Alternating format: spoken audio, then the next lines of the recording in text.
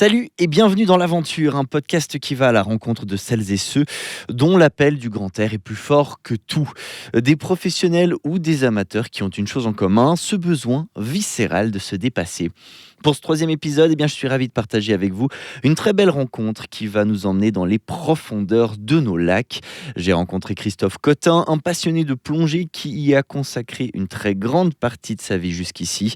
Enfilez votre combinaison, c'est parti, voici l'Aventure, un podcast LFM. Je m'appelle Guillaume Jetta, bienvenue. LFM présente l'Aventure, un podcast signé Guillaume Jetta.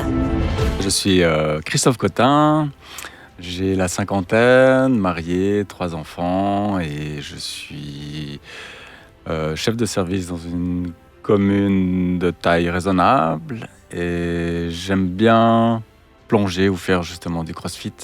Crossfit et plongée, c'est donc deux horizons très différents quelque part. Ouais, totalement, ouais. En fait, je pense que c'est la suite de la plongée. J'ai fait énormément de plongée pendant plusieurs dizaines d'années. Et puis, j'avais fait un peu le tour. Justement, on verra après tout ce que j'ai fait pour la plongée. Mais c'était un petit peu l'occasion de prendre des vacances de la plongée et de passer à autre chose. Et de prendre aussi quelque chose qui est moins chronophage, en fait. C'est vrai que quand tu plonges, tu plonges pour 20 minutes à 1 heure, disons, maximum. Hein. L'eau est froide quand même. Donc, Ouais. tu fais Surtout pas à des cette heures période dans de l'eau. l'année, Ouais. lorsqu'on se retrouve à l'automne, l'hiver. Exactement. Donc, c'est moins long, mais quand tu penses tout ce que tu t'organises avant et l'après-plongée, c'est vite 2, 3, 4 heures, quoi. S'il faut encore ajouter le transport suivant où tu vas plonger, ça fait vite des heures. Donc, c'est aussi l'occasion, justement, en faisant du crossfit, entre guillemets, de vite aller faire ton sport et puis après, tu peux repasser à autre chose. J'arrivais à rouler 1 à 2 heures pour aller sur un site. Oui. Donc du coup, ça devenait des demi-journées. Donc là, tu rationalises en rajoutant, en te disant, je remplis le coffre de bouteilles et je fais 2, 3 plongées de suite pour un peu être rationnel dans le nombre de kilomètres par rapport au nombre de plongées que tu peux faire. Et voilà, mais oui, ça te prend des journées. Il y a des journées justement en semaine où tu sors du boulot pour aller plonger de nuit et tu fais des petites nuits quand même, du coup, de sommeil. Et voilà, donc c'est 2 mondes différents. C'est pour ça que je disais qu'avant, je prends des vacances de la plongée. C'est parce que maintenant, si je plonge, justement, là, on a plongé jeudi passé. Arriva, tranquille. Justement, on va pour plonger et puis on se prend le temps sans prendre la tête. Et puis après, on boit un verre. Donc c'est très différent effectivement d'une activité comme le crossfit où tu vas juste mettre tes chaussures, y aller et puis en 1 heure c'est terminé. Exactement. Alors, c'est le jour et la nuit. C'est quoi l'aventure pour toi, avec un grand A? L'aventure, pour moi, c'est que tu pars sur un site de plongée, justement, sans trop savoir ce qui t'attend. Et c'est là où il faut quand même s'organiser, tout en sachant que tu ne sais pas ce que tu vas voir, ni ce qui pourrait te surprendre, te faire peur ou pas. Et c'est là un peu le challenge, quoi. Et c'est vrai que j'ai vécu des jolies petites infos. Par exemple, j'ai vu plonger à Montana. Il y a plein de petits lacs à Crans-Montana. Oui. Et là, c'était joli. Justement, moi, je ne savais pas trop. Hein. C'est des petites gouilles comme ça, apparemment. Mais est-ce qu'elles font 20 mètres? Est-ce qu'elles font 3 mètres de profondeur? Aucune idée. Puis, il y avait une dame. Donc là tu pars à l'inconnu. Oui, alors là, c'était sur le Google Maps. On voit des gouilles. Donc, hop, on y va. On verra bien ce qu'il y a là-dedans. Et puis, je vois une petite dame qui promenait son chien. Puis, je lui demande si elle connaît un petit peu l'ambiance de ce lac-là. Elle me dit, oh là là là là, alors là, moi je vois souvent les pompiers qui s'entraînent ici, et puis là, il paraît qu'il y a une falaise, c'est 20 mètres de profond, alors faites gaffe quand même. Hein. Je dis, ouais, bon d'accord, alors ça va être intéressant s'il y a une falaise et tout. Puis finalement, on plonge, avec toute la sécurité qu'il faut, puisque madame avait l'air de dire que c'était risqué. Tu vois quelque chose là au moment où tu commences à descendre? Il y a une visibilité? Non, parce que justement, c'était quand même assez opaque. Ok. C'est un peu des petits lacs style étang, quoi. C'est assez brun, comme ça. Bon. On fait gaffe, tranquille. Et après 1/2 heure, on est ressorti et on n'a pas dépassé la profondeur de 3,50 m. C'était tout plat. Il n'y avait absolument rien à voir. Donc la grosse préparation mentale juste avant d'y aller, puis finalement presque un peu une déception? Exactement, rien. Ah oui. Ouais, rien. Alors, ça reste sympa. Après, j'ai aussi eu la même chose au lac de Bray, je sais pas si... En dessus de Lausanne, c'est une réserve d'eau potable d'ailleurs de la ville de Lausanne. Et là aussi, j'étais au restaurant avec Sarah, justement, puis on se disait, mais bon, on pourrait plonger là. Sarah, donc ton épouse. Oui, voilà, exactement. Et puis, demande à la tenancière du restaurant si elle connaît des infos sur ce lac. Et elle dit, oh là là, faites attention à ce lac, il est noir, il y a des tourbillons, il y a même des gens qui se suicident là-dedans, faites gaffe. Franchement, c'était flippant. Mais bon, on s'est dit, samedi prochain, on ira quand même voir, parce qu'il y a des promeneurs, ça a l'air sympa. Parce qu'à ce moment-là, personne n'avait jamais plongé dedans, ou il n'y avait pas d'indices. J'ai trouvé personne Ok, qui connaissait ça, c'est un lac que personne n'en discute. D'accord. Parce qu'il y a des sites vraiment très classiques où tout le monde y va, t'as aucun souci. Des forums, je pense, où les gens échangent. Ça, voilà, même sur Internet, ou même on dit des discussions au bord de l'eau, tu vois le plongeur, tu discutes, tu sais tout, c'est réglé, quoi. Tandis que là, c'est des lacs comme ça où il y a peu de monde, et voire personne qui plonge, justement. Et là, c'était assez aussi très stressant, justement, parce que c'était la deuxième personne qui me disait que c'était un lac très sombre et il fallait se méfier. Mais bon, voilà, moi, je savais que c'était la prise d'eau de la ville de Lausanne, donc c'était intéressant pour moi. Moi, j'aime bien les crépines, donc ces prises d'eau potable ou de pompe à chaleur. D'accord. C'est un objet que je trouve sympa au milieu de l'eau, qui fait un peu technique là au milieu, c'est sympa. Et tu sais jamais la forme qu'elle aura, s'il y a une grosse aspiration ou pas. Donc c'est toujours un peu flippant comme ça. Surtout dans un lac comme le lac de Bray qui est très foncé, très brun, où la visible peut-être de 2 mètres à 1 mètre, quoi. Et t'es très vite surpris. Et là, franchement, c'était très, très éprouvant. Parce que déjà, psychologiquement, j'étais déjà atteint par tout ce qu'on nous disait sur ce lac, qui en fait n'est rien. C'est un lac très paisible et agréable. Mais voilà, la visibilité n'est pas bonne et la surprise de ce qui va t'arriver fait que tu as tes pulsations qui sont autour des 100 au lieu d'être autour des 60. Tu vois le style ? Ouais. Et la surprise bonne, du coup, ou pas très bonne, finalement ? On s'est repris à 2 fois pour faire cette crépine. Parce que justement, elle était assez loin et complexe. Même si maintenant, si tu regardes le bouquin et puis tu te bases là-dessus, tu y es vite. Mais pour la trouver et s'organiser, c'était un petit peu complexe. Mais oui, c'était sympa, parce que c'est un gros tube qui remonte. Simple, mais assez impressionnant. Donc oui, c'est une plongée à faire au moins une fois dans sa vie. Donc la crépine, pour être sûr que j'ai bien compris, c'est quelque chose qui est posé, qui est installé par l'homme. Oui, exactement. Pour justement pomper cette eau. Voilà, exactement. Ça pompe l'eau, ça va dans une usine de traitement d'eau potable pour qu'on puisse la boire après. Mais celles et ceux qui l'ont posé quelque part, est-ce qu'ils ont dû plonger ? Ils ont dû plonger quand même une première fois, non ? Ouais, oui, ils n'ont pas gardé une trace pour les autres personnes qui souhaiteraient éventuellement plonger.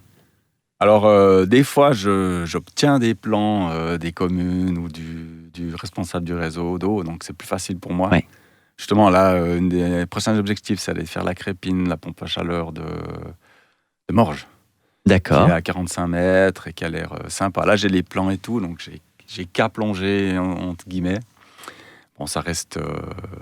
je pense qu'elle est à 300-400 mètres du rivage, donc ça va être...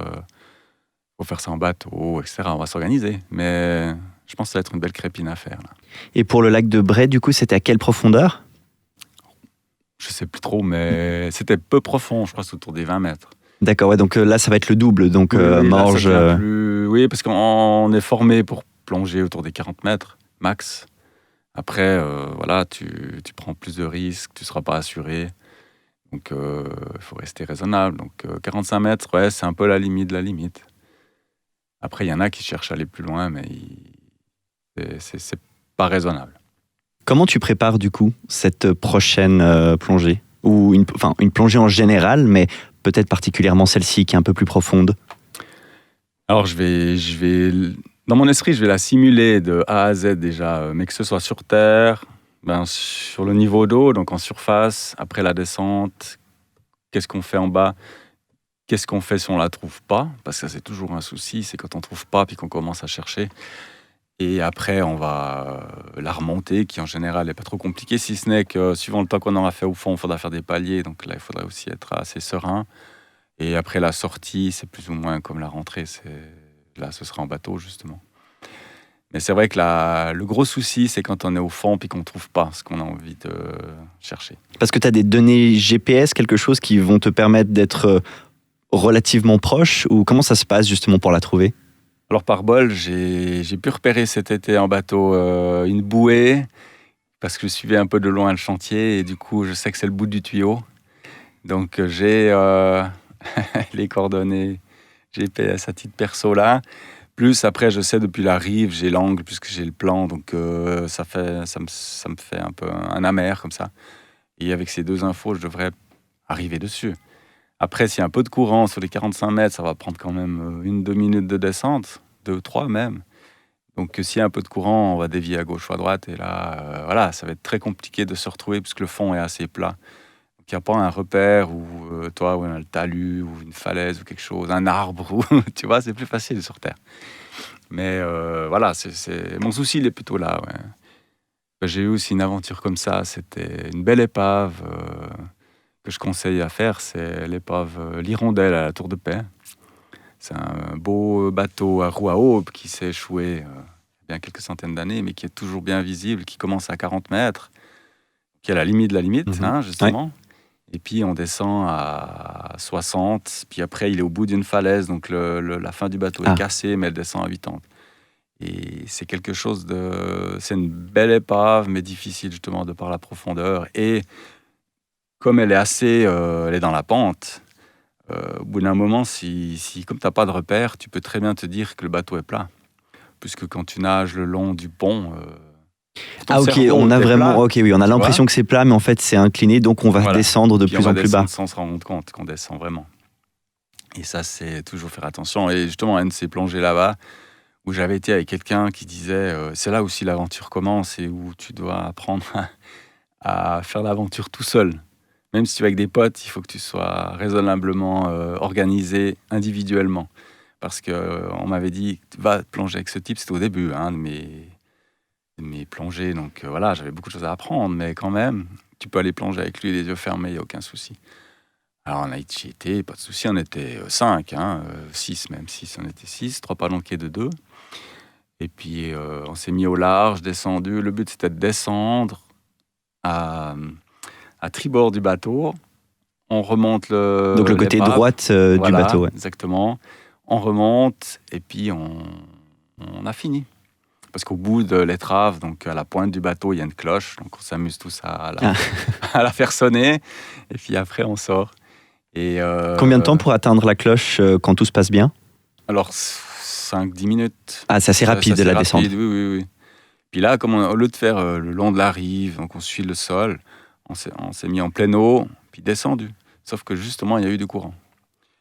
Et en pensant arriver sur tribord, on n'a jamais trouvé. Donc finalement, on a réalisé qu'on était à bâbord. Donc on continuait à chercher dans la mauvaise direction et on s'est retrouvé autour des 60 mètres de profond. Donc on a vraiment... tout a un peu merdé. Puis justement, l'objectif, c'était quelle profondeur là? L'objectif maximum? C'était les 40. Les 40, voilà, ouais. On visait un peu le bateau comme ça. Peut-être que donc il y a une différence de 20 mètres quand même. Oui. 20 mètres, c'est beaucoup, oui. Alors là, était belle, claire et tout. C'était vraiment sympa. Hein. Heureusement, au niveau sécu, Visi, c'était parfait. Et tout d'un coup, on se dit... Enfin, le chef qu'on pouvait suivre, hop, stop, on arrête, on revient en retour, mais on remonte diagonalement comme ça, et par miracle, à quelque part, on tombe juste sur la cloche, quoi. Donc, tu vois, on avait vraiment fait 60 mètres remontés en 45 degrés comme ça, pouf, sur la cloche, à 45. Puis d'un coup, je me dis, mais ça fait quand même longtemps qu'on est dans l'eau, quoi. Et je sais pas, j'ai l'impression que quelque chose qui va pas. Puis je regarde mon ordi, parce que justement, comme j'avais confiance, j'ai un petit peu enlevé tous ces paramètres. Oui. Et mon ordi était plein d'infos partout que j'avais jamais vues encore. Et j'avais pour 39 minutes de palier. Et ta réserve était de combien? J'étais à la milieu. Ça veut dire qu'il reste 100 bars sur mes 200 bars. Combien de temps plus ou moins avec une respiration à ce moment-là? 39 si t'es serein et moins si t'es pas serein. Ok, voilà. Avec la panique qui peut monter aussi à ce moment-là. Ouais. Et là... Purée, je me suis dit, mais 39 minutes, ça va être très très long, surtout qu'il y a des paliers de sécurité déjà à 16 mètres. Toi, si tu fais longtemps à 3 mètres de profond, c'est pas un souci, parce que tu consommes moins d'air, en fait. dû à la compression. Et alors, voilà, donc on est remonté et ça a été très, très, très long, très difficile pour tout le monde, en fait. Alors, heureusement, on avait tous 2 fois 10 bouteilles, de 2 fois 10 litres. Du coup, on avait plus que si, en général, on ponce avec une 15 litres. Donc, ça nous laissait un peu de marge d'air. Mais on est sorti, tous les tuyaux étaient mous et on était à 0,1 d'air, quoi. Et il y a eu un silence quand on est sorti. Personne n'osait dire quelque chose, mais on a tous été à la limite, quoi. Franchement, on a eu de la chance. Et depuis là, j'ai aussi réalisé que même il faut plonger à 2 déjà, hein, minimum, mais que chacun doit s'organiser, même si on peut compter sur l'autre. Il faut pouvoir compter sur l'autre. Il faut quand même que si on se retrouve tout seul ou si on a un problème, pas compter que sur les autres, quoi. Est-ce qu'on pourrait dire que la préparation et l'improvisation, finalement, sont presque un peu au même niveau là-dedans? Autant d'importance, mais... Ouais, je pense qu'il faut être très organisé pour être le mieux à même de répondre s'il y a un problème. Que si tu as le souci qui arrive, t'as que ça à gérer, tout le reste, tu es prêt. Ouais, c'est ça qu'il faut faire. Christophe, je t'ai demandé d'apporter un objet qui était important pour toi ou qui était en lien, en tout cas, avec ton activité d'aventure. Qu'est-ce que c'est? Est-ce que tu peux nous le décrire? Oui, alors je suis venu avec mes 3 livres et mon iPhone. Parce qu'en fait, mes aventures sont en fait répertoriées dans ces 3 livres. Et l'iPhone, si je prends les 3 livres, j'ai toutes mes plongées, je les ai cartographiées, donc dessinées avec un texte explicatif qui permet justement à tout à chacun de pouvoir découvrir des plongées sans devoir se poser des questions à des gens qui connaissent rien ou qui ont peur de l'eau et qui se disent « Oh va pas là-bas, ça va être trop dangereux ». Et finalement, c'est pas le cas parce qu'il y a tellement de belles choses à voir, des épaves, des falaises, de la faune et la flore aussi. Faut pas croire, c'est très riche comme on a des beaux lacs. Parce qu'on a tendance à dire, en tant que personne qui ne plonge pas, que peut-être il n'y a pas grand-chose à voir dans le lac parce qu'il a l'air sombre comme ça. On fait toujours un peu cette espèce de comparaison avec les eaux cristallines qu'on peut trouver à d'autres endroits du monde. Mais tu dis qu'en fait, il y a beaucoup de choses à voir. Ouais, c'est ça, exactement. C'est vrai qu'on n'a pas de poissons clown ou autres poissons très colorés, mais on a des lodes, des écrevisses, des brochets, des perchettes. Franchement, il y a de quoi voir. Les herbiers sont aussi bien fournis, il y a des escargots, des crevettes. Franchement, c'est mieux qu'on pourrait le croire. Et l'été, les premières couches sont assez claires. Après, c'est vrai que l'été, avec les différences de température, on a une couche un peu opaque. Mais justement, maintenant, la belle saison arrive, donc l'hiver. Donc l'eau sera froide de haut en bas, donc on aura une visibilité parfaite du kirsch, comme on dit, de haut en bas. Ouais, et ça, c'est génial. Et justement, il y a des plongées à 40 mètres, tu n'as pas besoin de lampe, c'est suffisamment clair. C'est pour ça qu'il faut vraiment faire un baptême de plongée et découvrir ça, puis après, dire que c'est bien ou pas bien. Mais si tu le fais, tu risques d'y aimer. Et dans ces livres, donc, tu as cartographié toutes tes plongées, c'est-à-dire que tu en as retiré des photos, Qu'est-ce que ça signifie cartographier, en fait, en plongée? Ouais, en fait, j'ai pris un style Google Maps, et puis là-dessus, j'ai dessiné tout ce que j'ai retrouvé, donc des épaves, il y a des objets aussi que les gens mettent, en souvenir ou comme ça, il y a des falaises, des rochers, enfin toutes les particularités de chaque site, avec chaque fois une proposition de mise à l'eau et de sortie de l'eau, et puis un chemin que tu pourrais prendre pour voir le maximum de choses et d'infos sur la plongée en elle-même, quoi. Avec la difficulté et puis l'intérêt, parce que c'est vrai qu'il y a des... je tombe sur celle-ci, là, difficulté 3 sur 4, puis intérêt 2, parce que j'ai connu mieux, mais elle est sympa, c'est que reste une falaise à découvrir au moins une fois. Et ces livres, comment ils s'appellent déjà et où est-ce qu'on peut les trouver? Alors, dans tous les bons magasins de plongée, chez Paya aussi, ils y sont. Et puis sur mon site ouplonger.ch, on peut aussi les commander. Ils s'appellent? C'est guide de site de plongée, il y a 3 tomes, le 1, le 2 et le 3. Et donc tu viens de parler des livres et tu m'as dit que tu avais pris ton smartphone aussi avec toi. Pourquoi? Oui, pourquoi? Parce qu'avec un pote, on a fait aussi une application qui s'appelle Swiss Dive, donc Suisse en anglais, Swiss Dive, qui là, j'ai répertorié tous les sites de plongée en Suisse. Donc là, il y en a plus de 600 qui sont répertoriés, donc, où je donne les infos essentielles pour la plongée avec le point GPS de mise à l'eau. Après, c'est clair, je ne les ai pas toutes faites, donc il y a moins d'infos que dans les livres. Mais si une épave à 12 mètres, il n'y a pas le plan, mais si tu cherches à 12 mètres, tu risques de tomber dessus. Donc c'est vraiment une bonne encyclopédie de base pour un peu découvrir d'autres sites. Merci beaucoup Christophe Cotin. C'est rien. Merci Guillaume. Merci d'avoir écouté l'aventure, un podcast LFM. S'il vous a plu, eh bien vous pouvez vous abonner sur votre plateforme podcast préférée pour ne rater aucun épisode. On se retrouve tout bientôt